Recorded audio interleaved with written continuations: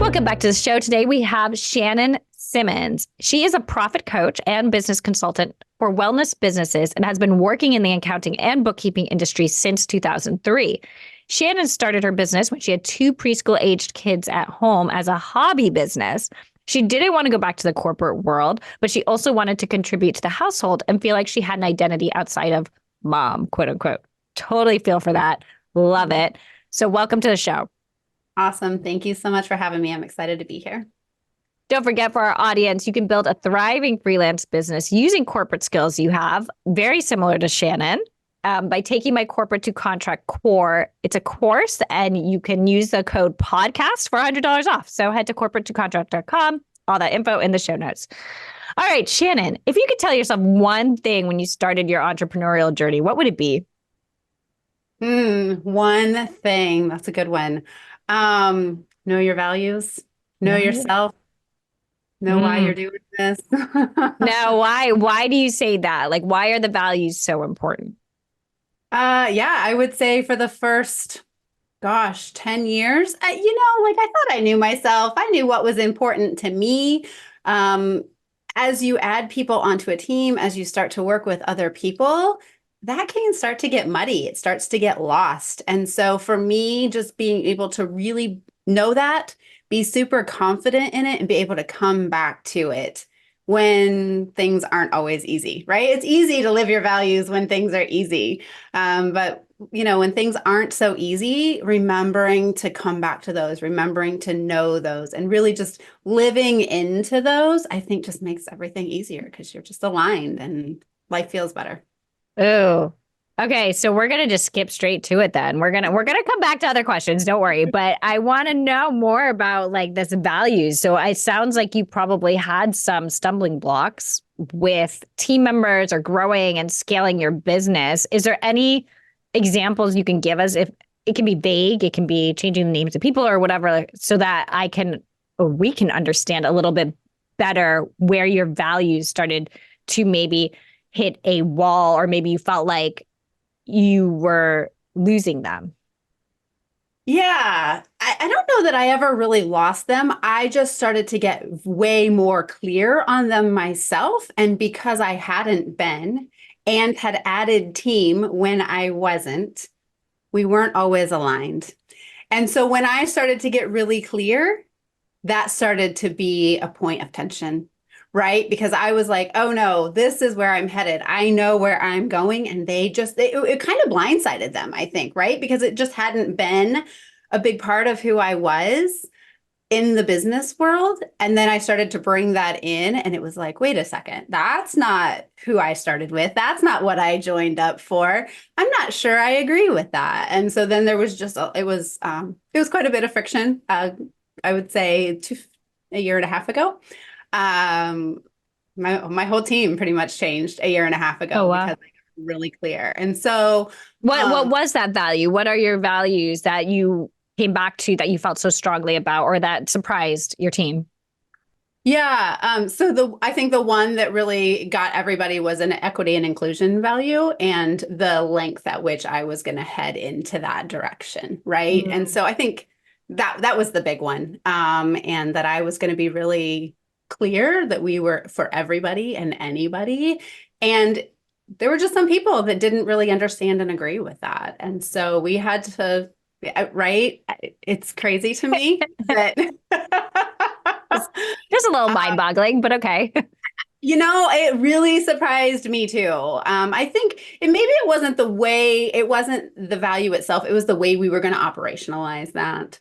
And that I was just requiring some things that people weren't comfortable with. And I have my pronouns on my screen, and that's part of who I am. And they weren't comfortable with me having my pronouns on the screen. It sent them into some kind of triggered situation. And I was like, well, that's who I am. If you don't like that and that's going to trigger you, we can find Yeah. It's interesting. I feel like people get very triggered since the pandemic. There's been a lot of in good and bad ways. I think. And I think this is a sign of our society changing. Like the things were building up anyway. And I think the pandemic just accelerated it. And then things are changing in business, things are changing in society. And when that happens, excuse me, there's a lot of backlash. It's like this going backwards before you can like leap forward is how I view it. Or at least I think that's how it's played out kind of in history. When you see like the 60s, like hippie revolution, the civil rights movement, everything, there's always this backlash before we can like leap forward. And we're probably in that right now. I think at least. Yeah, tangent there. So let's jump into what your business does. Fit for profit, right? You follow the profit first model as an accountant and bookkeeper. Tell us a little bit about profit first. It's surprising to me. I know about it, right? But I forget about it. And whenever I like hear a podcast guest or someone bring it up, I'm like, oh yes, I love the profit first model. Why haven't I looked more into that? And then I forget again. So tell us a little bit about it and what drew you to it. Yeah, so I like to say most people have heard of and understand Dave Ramsey's envelope system, and that works really well in a cash society, like an actual cash when you're carrying around bills in your wallet, which we don't do. We especially don't do that in online business or business really in general. And so Profit First modernized that. So it's bank accounts instead of envelopes. And it's for business instead of for personal. Not that we can't use it in personal. We do both, right? But it's really giving your money a purpose before you spend it. We have like 6 big buckets that we talk about for putting your money in these buckets, and then you can spend it from those buckets. So we don't get nitty gritty. We're not having like an envelope for, your utilities necessarily. We have one big one for operating expenses, but we can have smaller buckets within those too.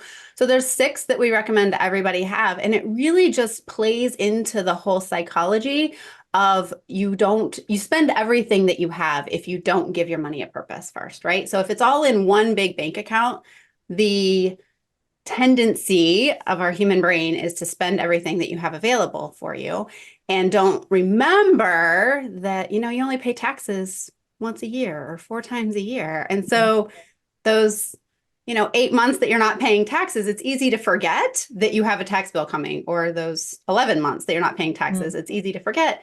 You spend all the money and then all of a sudden the tax bill comes and you're like, what now? I don't have money to pay my tax bill. I use that example because that was me. That was me. 4 years into business, I had a tax bill that I couldn't pay.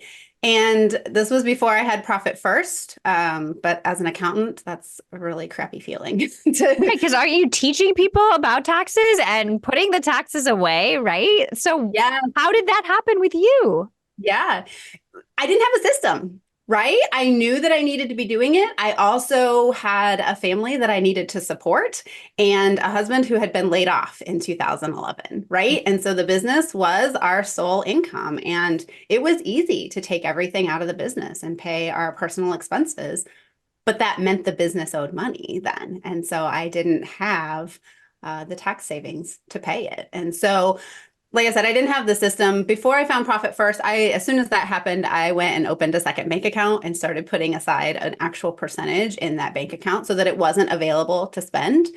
And then when I found Profit First, I was like, oh, hold on, you can do this for more than just taxes. You can do this for profit and your owner's pay and your operating expenses. It's working pretty well for me for my tax bill now. Yeah, it just made sense to start saving for those other things. And I would say for most people, Kiri, you said you haven't implemented it yet and you think about it when you hear about it, but then don't actually take action.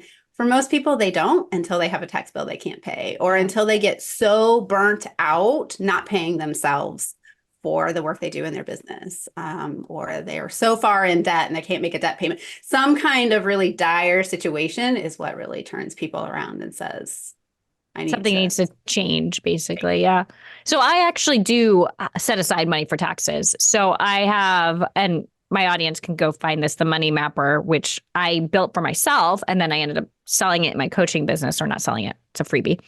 But I have like a spreadsheet that I had created where like, there's a row for expenses, contractors, income. And then I have these calculations that calculate the expenses and the SEP IRA. So I do have two bank accounts, one for my SEP IRA, because that was something that was starting to frustrate me, that I would, at the end of the year, they'd be like, you can contribute a maximum of X. And it was really like, oh my God, that's a lot I have to take out of my personal account.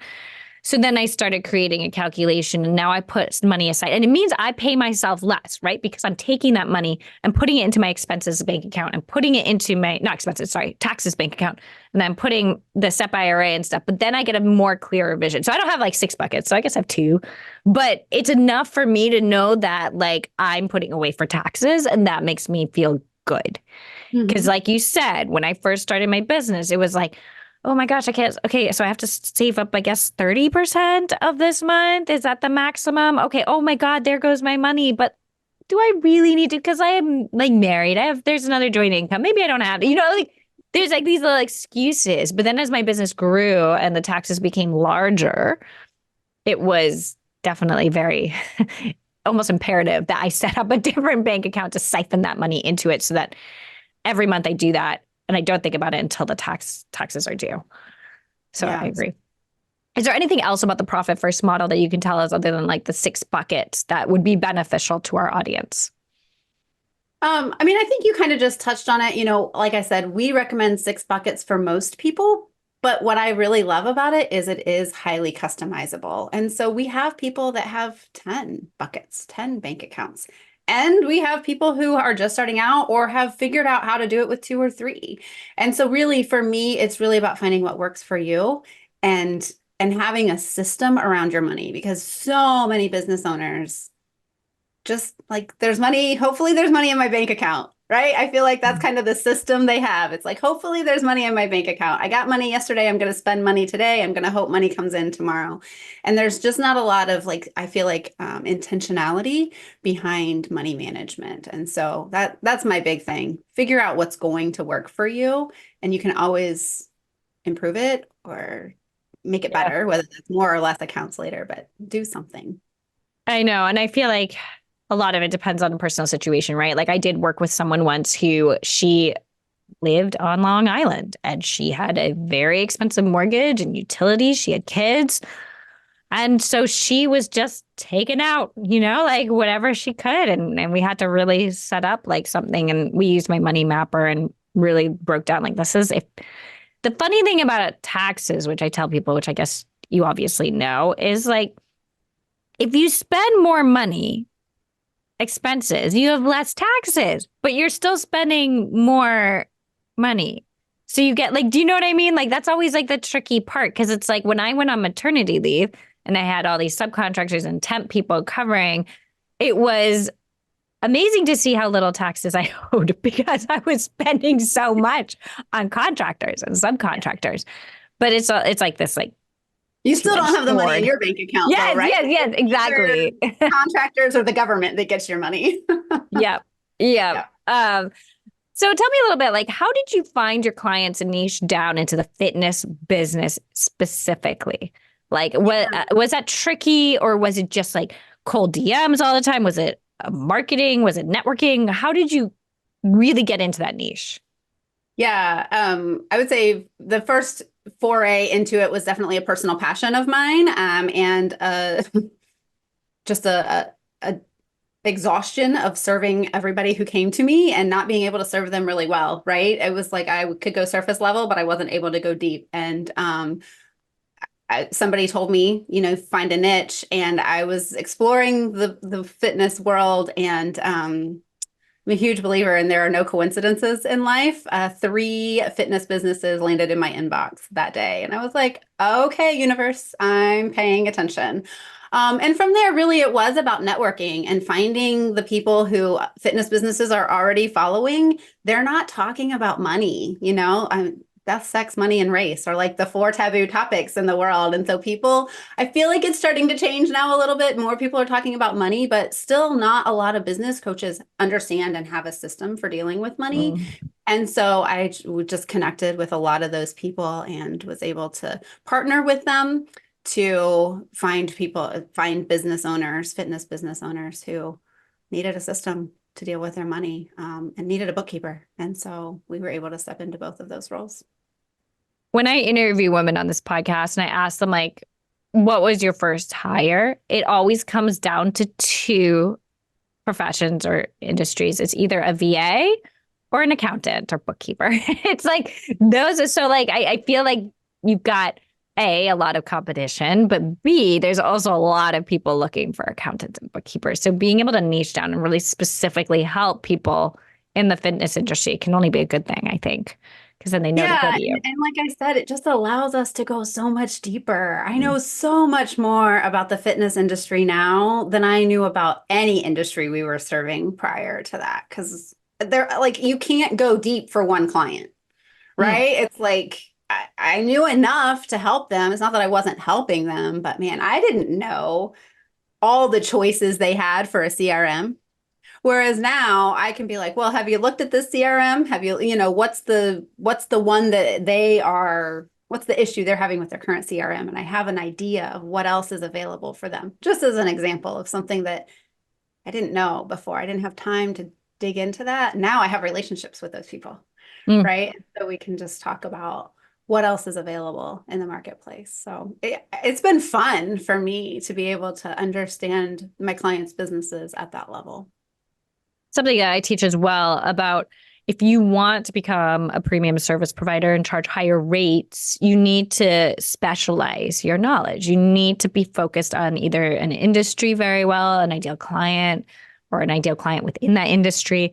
Because the more you do that, either specializing in your skills or specializing in who you're serving, you can charge more because you just know so much more from being with those people. There's nothing wrong with being a generalist or being able to serve a lot of clients, but if you want to take it to the next level, you want to scale, you want to charge more, you have to specialize. So what happens when one of your clients spends too much and has a month in the red? Or maybe multiple months in the red?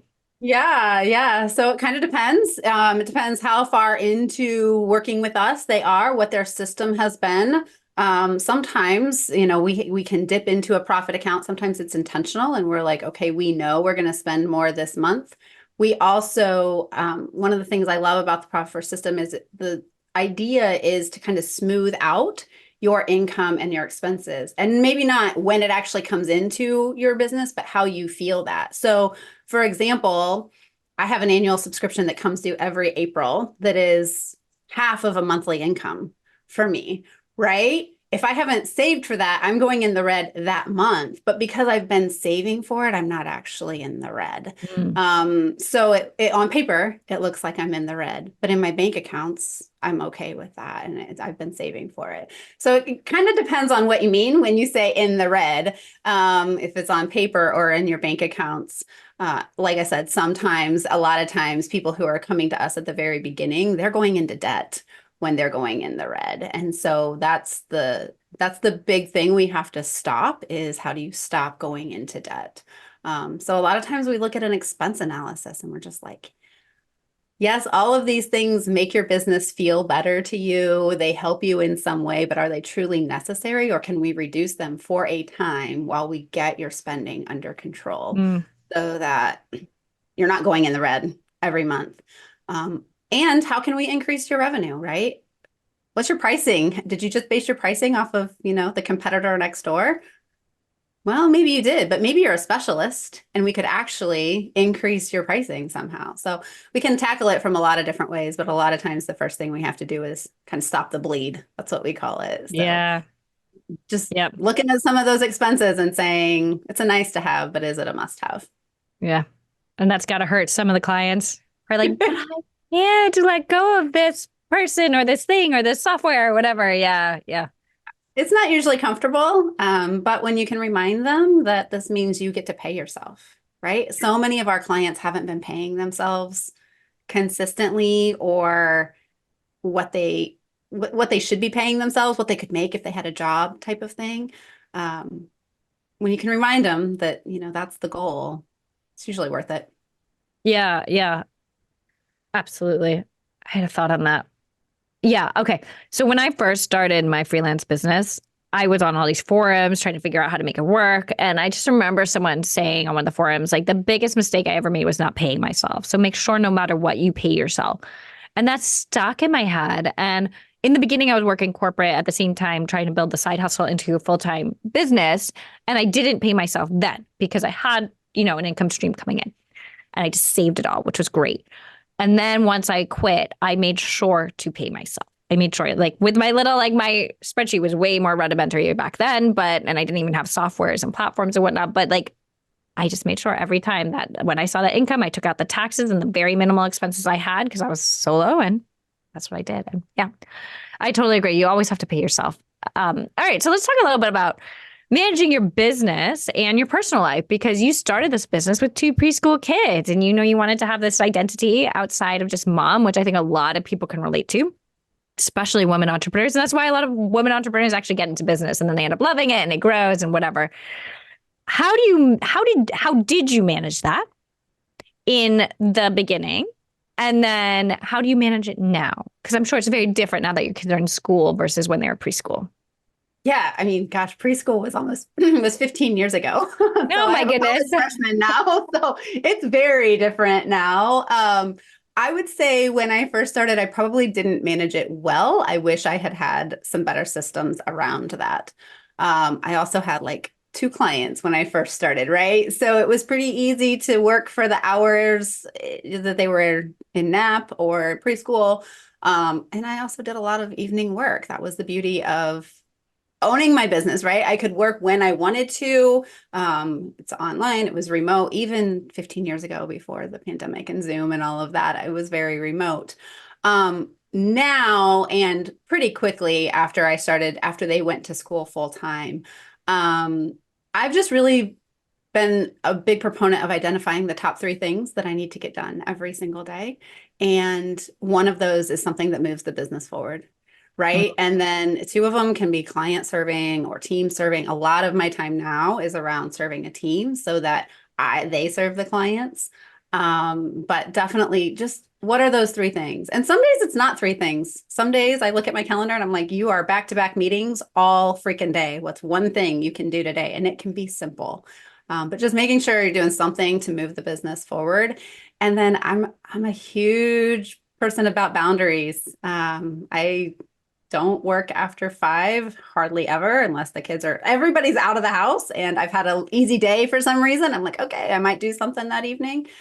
And I take my mornings to do what I want to do in the morning. And so I have a short work day, but I have some pretty strict boundaries around what I'm willing to do at different points in the day. And that just allows me to, I said, I have a college freshman. We're traveling to his sporting events and things like that. And I get to do that because I've had these boundaries in place for years. And my team knows you're not going to get an answer after 4 o'clock or 5 o'clock, whatever it is. So you make it sound so easy, but I know for some women who are trying to build up boundaries and have better boundaries, because you can get sucked into working all the time. What advice do you have for them? I think you really do have to figure out what's important to you, right? Kind of going back to the values, what's important. So my family is super important to me, and it is for most women and most moms, right? And then hiring the people who understand that and can support you in that.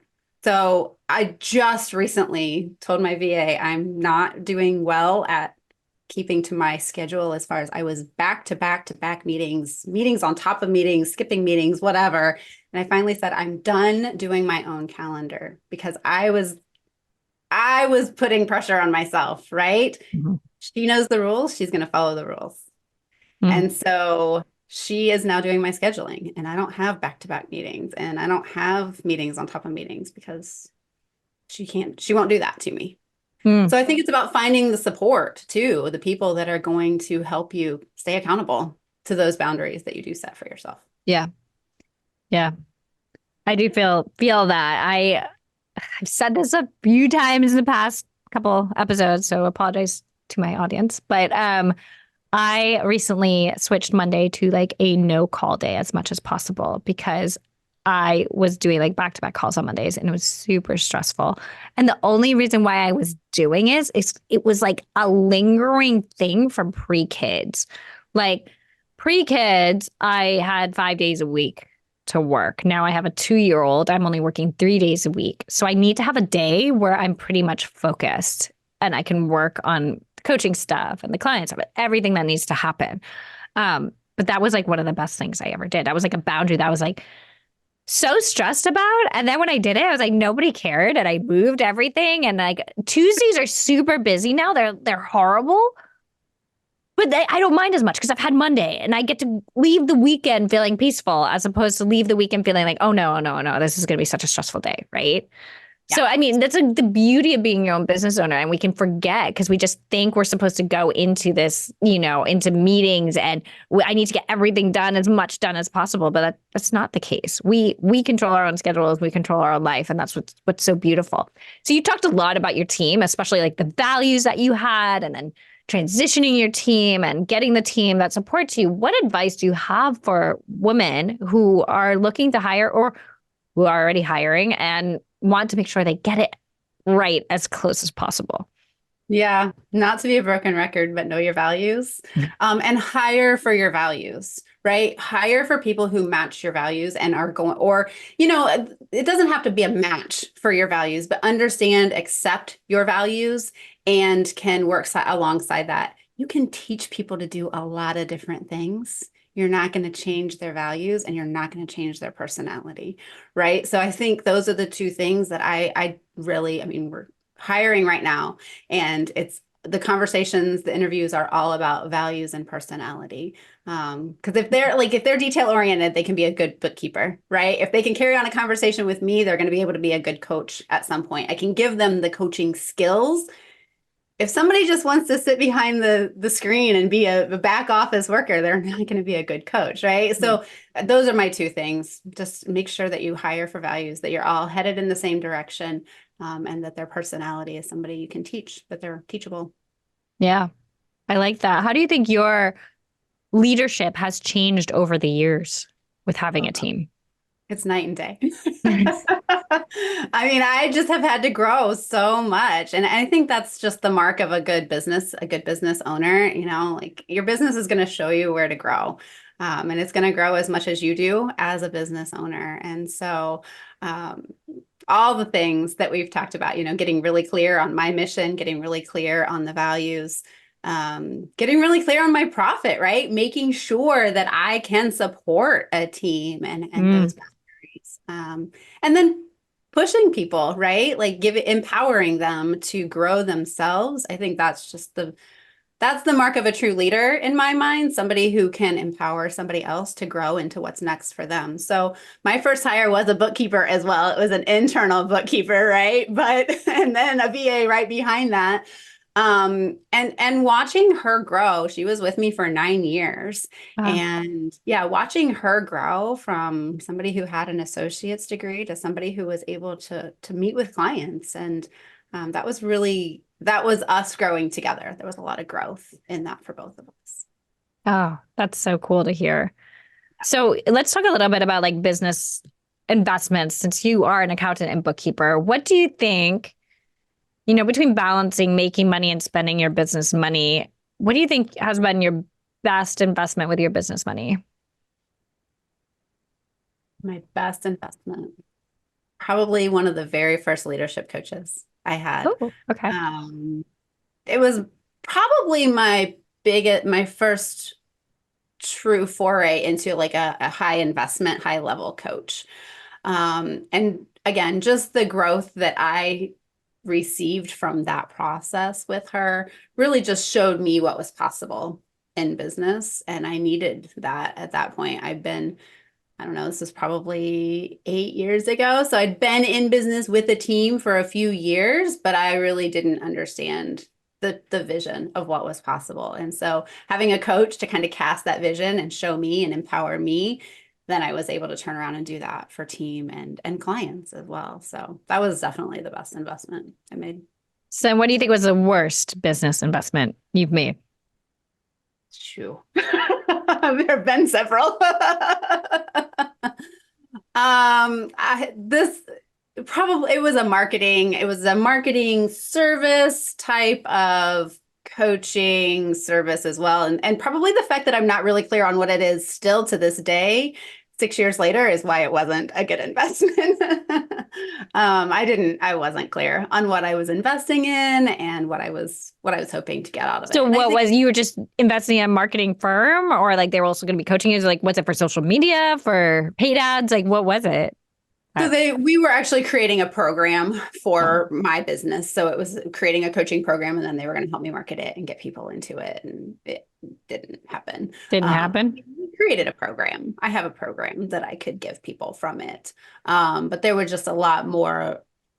I thought there was more to it than what I got out of it. And Mm. so, yeah, that was, like I said, the lack of clarity. I think that's been one of my biggest learning experiences from that. So it was not a great money investment, but I learned something from it. So I won't consider it a failure. Um, I definitely set better expectations with contractors, coaches, that type of thing when I hired them after that experience. Yeah. I think my hiring tactics have changed a lot. And I can't believe the difference in the past 6 months when I was kind of shifting my team as well. And how when I got super hyper clear on what I was looking for in a specific person, I mean, the job description was great. I was so proud of myself. But then I got such good candidates. It was actually hard to choose someone to move forward with for a few different roles. But I was like, that's a good problem to have. I'd rather have that than end up being like, well, I guess this person knows what they're doing. I guess I'll work with them, right? What do you think is the most important action step you took to grow your business and scale it? So this is actually pretty recent, but I think this is still the most important. We have up leveled all of our bookkeepers to being coaches now. And so they are not just bookkeepers, they are also client facing. They were client facing, quote unquote, before too, right? They would email clients and things like that, but now they actually are like meeting with their clients. And so it's allowed me to step back. I really only take on the high level one-on-one clients. And once we get them into a good place, I can hand them off to a coach who can help them maintain and continue to make continuous improvements, smaller improvements. But, we talked about earlier, those people who come in that are bleeding, I get to work with them and I get them in a good place and then I can hand them off. So that's just allowed us to be able to serve so many more people than I could serve in my, however many hours a week that I want to work. Yeah. So I have a question about that because you mentioned that a few times, like the coaches that you have. So with your business, then is it more than just like bookkeeping and accounting? It's like really like getting in there then and guiding and coaching clients with the profit first method, right? Yes. Yeah, 100%. I mean, it's way more than just bookkeeping. It started out bookkeeping 15 years ago, but it has grown a lot since then. And yeah, we really do think of ourselves as financial partners. We are on our client's financial team. We want to be part of their decision-making process. I'm not making decisions for them. But if they need to process, is this a good investment? Is this a bad investment? Am I clear enough on what I'm hiring for? And all of those things that we've already talked about, because that all comes back to money, Yeah. right? Everything in business comes back to money. It all shows up on your profit and loss statement. We're happy to help them kind of work through those decision-making processes. So here's a kind of a random question I just thought of. Like, why did you decide to move in the direction of being a fractional CFO? Why did you stay in your profit first bookkeeping and accounting instead of going the route of a fractional CFO where you could get that like really nitty gritty, hands on, meaty, almost like consultant role? I think people really know their answers in their own body and they are afraid to step into their own power. And so as a CFO, and we see it even as profit coaches, people come to us for the answers. I believe you have the answers within you. We just need to help you uncover it. And it's so much more empowering when it's your truth coming through as the business owner rather than, I mean, trust me, I've had consultants tell me what to do. I sometimes listen, I sometimes don't. I listen to parts of it, not all of it, right? Yeah. I don't want that. I want to help clients decide what is best for them. They decide what is best for them, and they're way more willing to take action, way more likely to take action and make it a change than if I just tell them, this is what you should do. And that's what I see CFOs doing. They are in that consultant role, and business owners come to them with, what should I do? and they tell them, and sometimes they listen and sometimes they don't. Sometimes they get results and sometimes they don't. And it just doesn't feel like the business owner taking ownership of the decisions. That makes sense. That makes sense. What are some common mistakes you might see other women entrepreneurs making while growing a business, and what would you advise for them? Yeah. So earlier we were talking about, always paying yourself. And online business owners, I think have a distinct advantage because overhead is so low. A lot of the fitness businesses we're working with have rent from very quickly, and it's hard to not pay your rent, right? And so a lot of women, I feel like, especially will hire a team and then get really devoted to that team and really emotionally involved with that team and not be willing to reduce the team in order to pay themselves. They'll pay the team first every single time, which I get it. Sometimes, though, we need to make sure that we're in a place we can afford the team before we can bring on the team. And you need the support. A lot of times as women, we need the support too. So it's a balance, right, of the support and the money to pay that support so that you can continue to pay yourself. The other thing we see is I can't charge what I'm worth as Yeah. a woman. I've had to battle that myself. And so that's one of the reasons I love to put numbers behind it, because it's hard to argue with the numbers. Emotionally, we get in that, I'm not worth it type of thing. We won't say that, but that's really what we're saying, Yeah. right? Especially in the fitness and wellness world, because I'm providing a service that people need, and I just want to provide the service. And if I charge too much, then they won't get the service. And Yeah. so it's just this big cycle that we see. So yeah, those are a couple of the mistakes. Yeah, I agree with a lot of that, especially the value, like trying to, I feel like women try to justify their value a lot. Like, well, I can't charge that much because of A, B, C, D. Or like, if I charge that much, they're going to ask me these questions and I have to like figure out how to answer them. It's like, okay, yes, but let's work on figuring out how to answer it so you still believe your confidence because you're worth that, right? But yeah, I agree with that 100%. Thank you so much for sharing your knowledge with us today. Where can we find you and share your website, and where, if a woman wants to connect with you and learn more about what you do, or just connect because they love you, where are you most active? How should they do that? Yeah, so I would say both Instagram and Facebook, and it's fit the number 4 and then profit, even though our business name is spelled out. That's the URLs we have on those social medias. Facebook is probably where you can like connect directly with me, but I'm on Instagram as well. And then we did put together a profit first overview just for your listeners. So fitforprofit.com/hustle. They can download that profit first overview, kind of walk them through their 6 buckets and how to figure out how much they like the target that they should be allocating into each one of those accounts, because different for everybody. So Yeah, very cool. All right. Thank you so much. So can you please share with us, what is one philosophy, mantra, or quote you try to run your business by? yep. Honor the seasons and honor the pause. Oh, I didn't expect that. I thought it was going to be something on values or like, I don't know, missions. And then I was like, what? Like, Those are because some of my values coming through, though. Seasons and pauses. honor the seasons and honor the pauses. What made you think of that? I just believe there are seasons to life.